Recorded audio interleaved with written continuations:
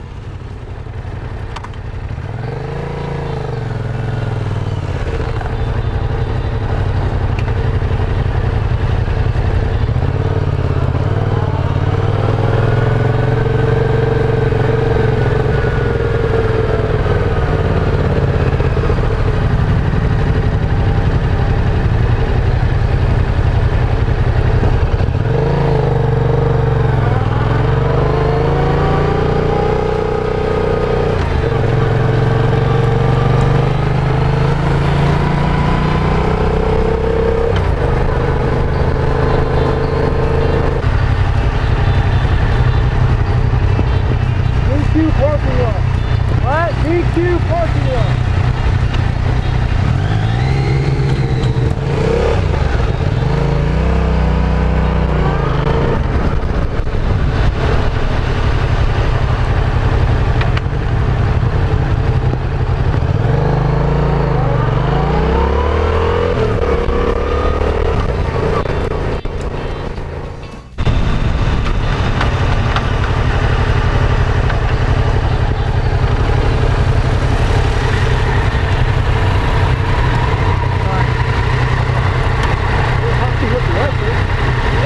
Yeah,